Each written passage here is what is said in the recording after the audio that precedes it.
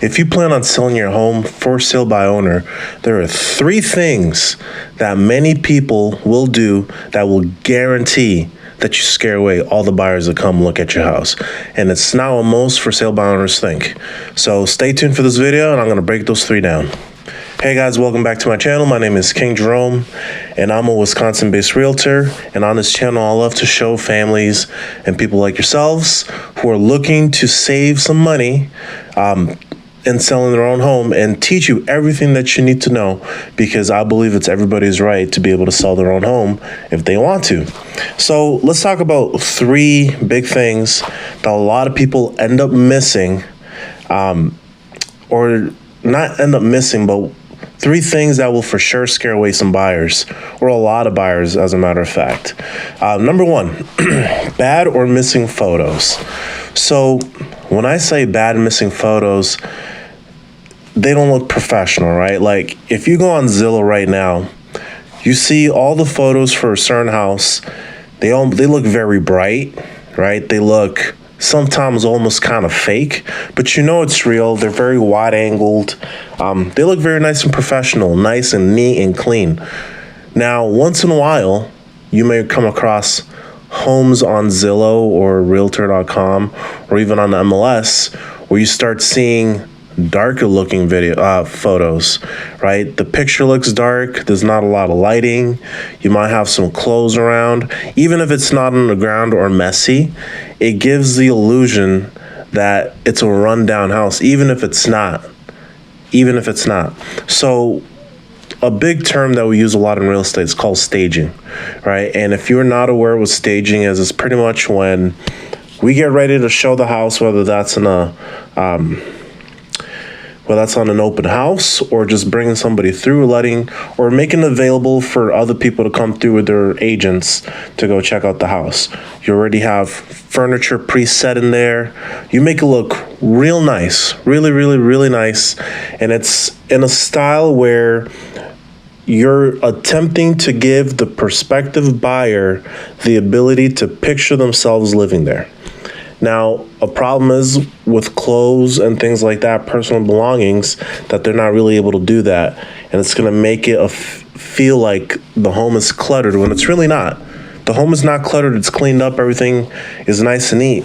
But in their minds, it's cluttered because they're not able to picture themselves living in there because there's all this stuff here already. Think about the homes that you've gone in that, yeah, they still have really nice stuff. Everything's really cleaned up. You see family photos everywhere and stuff.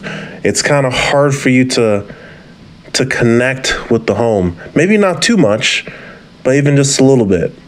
So having bad photos or even missing ones will make you feel like something's missing here, or maybe they're trying to hide something. That's going to tie into one of the next points.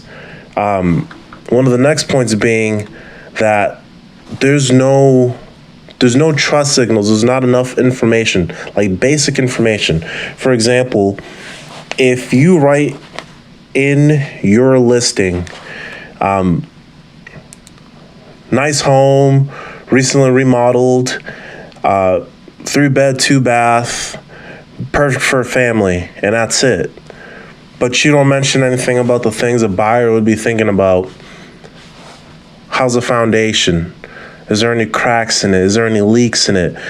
What you got to realize, and the reason why we as real estate agents do so well with these, is because we are not emotionally attached to your home.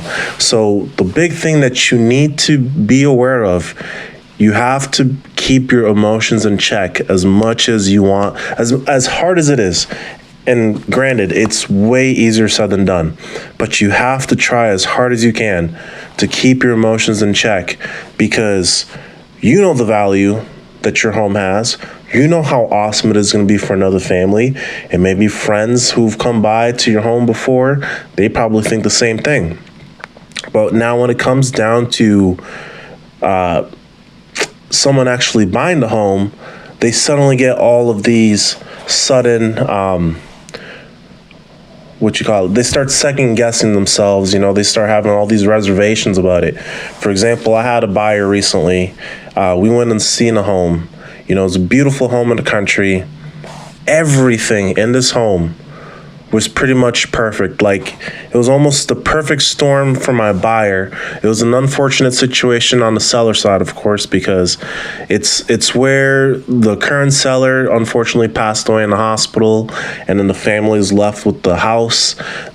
So all the belongings are still already there. It's maybe one person who's trying to move all this stuff out one at a time. So they listed it almost $60,000-$70,000 under market value, so it can sell quickly, so they don't have to deal with it. The biggest thing they were concerned next about was having to move all the stuff. So my buyer offered, hey, he can remove all the stuff on his own. He works for, a junk removal company, things like that. So they can take it all out. Pretty much an offer we wrote, but the seller can leave anything that they want. Either they can't move or don't want to move or any junk, we'll remove it. And that alone, fit in the situation that the family was in, was a perfect fit. So all this went through perfectly. We got the accepted offer. And then once I talked to them and I told them, because of course this is their first time buying a home, that, hey, look, as soon as this offer is accepted, if it gets accepted, the nice, dialogue and, how things are nice and laid back, seeing homes and stuff, that's all going to end, because now we have a very strict deadline that we need to get things done. So as soon as things got real, he started getting cold feet. He's like, oh, I want to make sure I get an inspection now, because on the last one, on the offer, he waived the inspection. But now he wants an inspection done. He wants to make sure septic is all good. But all I'm saying, I'm not complaining about my buyer at the time or anything like that. What I'm saying is that not having all this information in there will start to create feelings of, man, am I really getting screwed over if I go for this? So you want to avoid that. You want to list out everything that you know about the house in there. And this is some of the paperwork that I mentioned as well in my other videos about how not to get sued when you're selling for sale by owner. And you have to make sure that you have all these documents in there. And you can find that on a checklist, easy checklist I have in my in the description below, that you can just go click and download to check it out. So moving forward, the last step is pricing. When the pricing doesn't make any sense with the house itself. For example, when a house is just listed, say I just list your house today, right? And let's say, just to keep math nice and simple, $200,000. That's what we're listing at. In the first couple days, I need to be paying attention to how the response is to the house just being listed on the market, because that's going to tell me if I need to either increase price or decrease price, right? If I'm getting a lot of traction, a lot of people coming, nonstop reaching out, then that to me is going to be an indicator that, hey, this is probably pretty good of a price. If I start getting a little too much in a way, it's not that it's a bad thing, but you might be in a sweet spot there to get as much people as possible. But at the same time, if I go too low, or if you list it too low, people are going to think there's something wrong with it. So what you'll get with that a lot of times is you won't have as many people looking to just buy it outright. You might start getting a lot of investors. Investors is not a bad thing, but at the same time, investors have their process on how much capital or how much money that they're willing to put towards a home, an investment property, and whether they want to flip it, whether they want to rent it out, or do whatever it is that they want to do. Their goal is not to throw down all of their cash at the home. So a lot of times it's going to be a cash offer, but it's going to be nowhere near where you're hoping to land price-wise, right? Now, if you list it too high, then buyers are going to start thinking that, you're completely out of your mind. Right, so they're gonna just ignore you. They're not even gonna bother trying to reach out or even trying to negotiate the price, because a lot of people have the belief that, oh, if I list it too high, then the buyer can just negotiate it down and we'll get there. The problem with that is that sometimes if you price it just too high, they're not even gonna bother. Right, they're not even gonna bother. And depending on the market, like right now at the making of this video, the market is, at least where I am here in Wisconsin, is slowly starting to turn again towards being more of a buyer's market, meaning there's a lot more sellers now than there's going to be buyers, right? So buyers can be picky, but even when that's not the case, even when that's not the case, a lot of buyers are still, they can still be picky, right? If they have agents, they'll tell them flat out, if this is overpriced, if you really want it, we'll offer at this amount. They offer you the amount, and then a lot of times people get they get offended, like, oh, my house is worth way more than what they just offered, right? But what you gotta keep in mind is, it doesn't matter, and I talk about this in other videos, and you'll hear me talk about this more and more on this channel, is no matter the amount of things that you've done to your home, whether it's, upgrades, new roof, things like that, yeah, it has an effect on the price, but it's not going to be equal to the amount of money that you actually paid for. So let's say you paid for a new in-ground pool that cost $20,000. You paid for a brand new roof that cost another $20,000. And I'm just using $20,000 to keep the math simple. And let's say you had a bunch of drywall inside the house replaced and things like that, and that cost you an additional $20,000, right? Say that's between drywall, changing floor panels, or just upgrading and remodeling the indoors. So a total of $60,000 has gone into this house.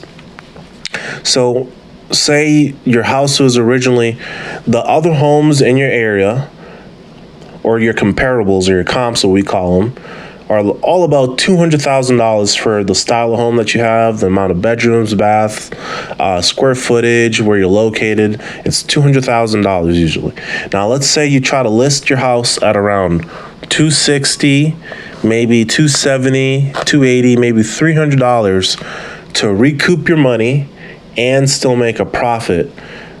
People are going to think you are insane, right? Because the amount of work and money that you've paid into the house does not determine what the house is actually worth, because that's based on what other homes extremely similar to yours that are close to yours within 6 months to a year, or sometimes further back if you're in more rural areas, what they're selling for. And that's what an appraiser is going to go based off of as well, because they run their comparative analysis comparable analysis very similar to the way realtors do.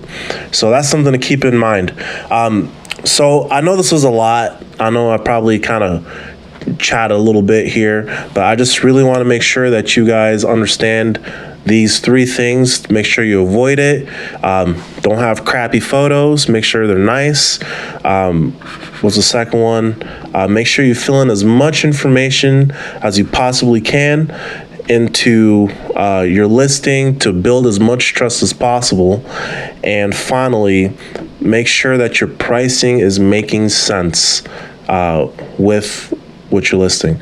So something I want to offer you, I know I mentioned about something earlier in the video, but I have this checklist, very simple checklist that I put together, and it's pretty much everything that you need to make sure that you market your house properly.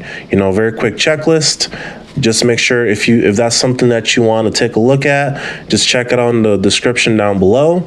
You can just click in there and it will be there for you. Just click that link, and if the link doesn't work, just copy and paste it into the browser, and I will take you right to where you can get that checklist for yourself. Until next time, I hope you guys enjoyed this video. Make sure you like it, share it, and I'll see you guys in the next one.